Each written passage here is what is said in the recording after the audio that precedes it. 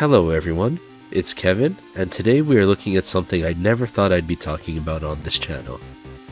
Over the last few months, I've been diving into the Atari 2600 games for the first time. As someone who grew up with the NES, I completely missed this era of gaming. But after playing a lot of the classics, I thought I had a pretty good idea of what the Atari 2600 could do. Then, I got sent a review copy of a brand new Atari 2600 game. Yes, you heard me. An actual new Atari 2600 game called Oh Shoot. It's completely original. It's not a remake, not a collection, and not a demake. Now, I'll be honest, I expected this to be more of a novelty, if you know what I mean. A lot of these projects are something that's technically impressive, but not necessarily something that you'd play for a long time. Instead, I found myself thinking that it's pretty awesome and I wish it was a game that I had as a kid. Me and my friends would have had a great time with this one. But let's look at it a bit more in depth and see if a new 2600 game can hang with the classics. Let's power on. Before we jump into the game itself, let's quickly talk about Homebrew. If you're newer to the retro gaming scene, Homebrew is when developers create brand new games for old systems long after those systems stop being supported. And honestly, I think that's pretty cool. I knew of the concept on the NES, but I've never played a homebrew until now. The Atari 2600 came out in the 1970s. Most people would assume that everything that could possibly be done with it was figured out a long time ago. Yet, here we are in 2026, and people are still making new games for it. This game was developed by Phillip Meyer, and it's sold through Atari Age. I'll put the link in the description so you can check it out yourself. Now, for transparency, the developer did provide me with a digital review copy of the game, but all opinions in this video are of my own. So with that out of the way, let's see what this thing could do. Let's start with my first impressions. Going into this, I wasn't really sure what to expect, especially because I'm so new to this console and the homebrew scene.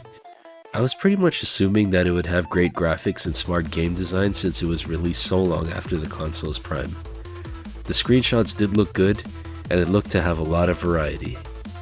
But you know what, we should really look at the manual before we get into this, as there seems to be a lot to unpack here. Let's look at the basics. It's all about 1v1 combat.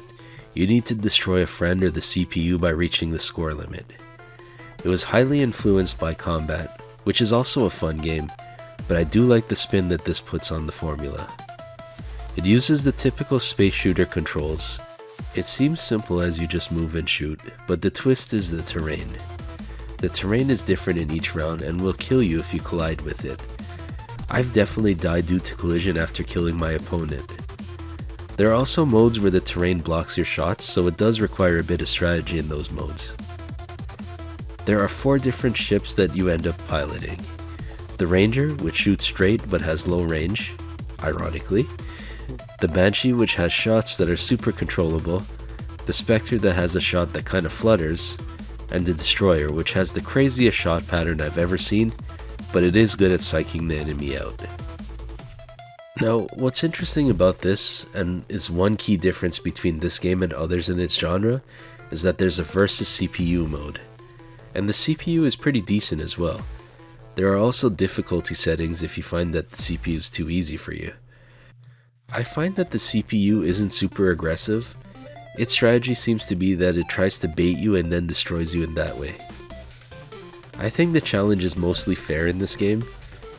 The ships you and your opponent get seem to be random, and sometimes you may get in a situation where you have a super short range versus a ship that has a high range.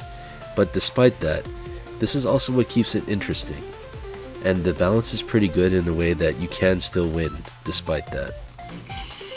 Sometimes you just have to adapt and play smarter. The amount of variety in this game is a bit crazy. There's so many arenas that it makes it feel like every playthrough is different. There are also a lot of modes and settings to help you keep things fresh. One of the modes that are interesting is making it so you could shoot through the terrain. It makes it a bit more chaotic versus the strategic nature of the alternative. There are also options for faster shots and movement speed. If you find that your opponent plays too passive, you could put on the mode that automatically moves you. There are even more features than what I said, and all of them keep the matches from feeling repetitive. Now, the 2-player mode is this game's bread and butter. It's where it really shines. There's a lot of intense moments and close calls to go around, and the FX mode, which is exclusive to 2-player, is amazing. What the FX mode does, it makes the screen scroll and just adds to the chaos and fun. As with most multiplayer games, winning a set of matches allows for some good trash talking. Unfortunately, I didn't get to do that because I was on the losing end versus my wife. Yes boys, that is a life lesson in an Atari 2600 video. But one thing I do wonder is what the CPU versus CPU is about. I mean, I guess it's good if you just want something in the background. I do gotta say that the graphics and sound in this game are pretty good. I really like the start screen as it's something you don't see too often on the system. Everything in this game is easy to read and see, the visuals are clean, and the sounds are classic Atari. I gotta bring it up again though, the FX mode is really cool and it runs smoothly. Now, does it feel like an Atari game? That's an important question. While I feel that it does have more depth than many original releases, I find that it is still simple to pick up and play. It feels authentic rather than trying to be something else. And I appreciate that. Well, you're probably wondering if you should actually check this out. I'd say if you're an Atari collector, this one feels like an easy recommendation. It's a brand new game for original hardware, and thankfully it's also a good game. If you're into the homebrew scene, this is exactly the kind of release that shows you why people are still developing for these old systems. It's not just a technical showcase, there's an actual game here. Even if you're more like me and didn't grow up with the 2600, I think there's something to appreciate. This game, as I said before, is easy to pick up, the matches are quick, and the 2-player mode can get surprisingly competitive.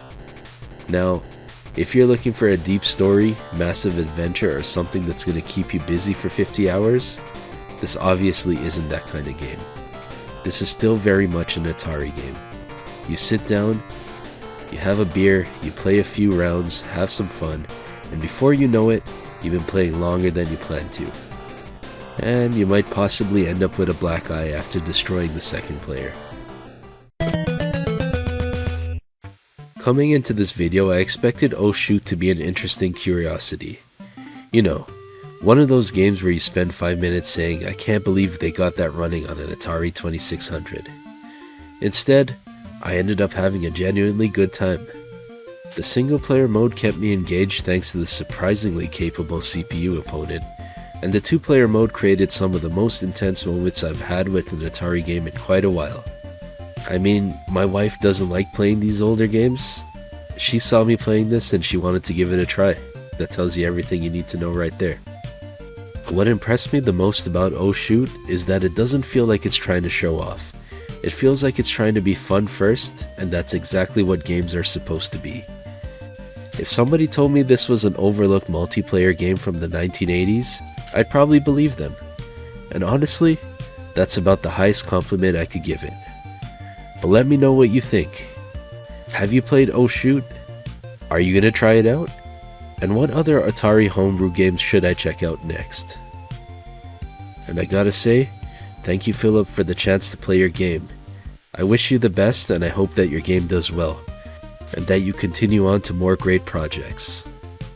And that's a wrap. It is time to reboot. I will see you on the other side.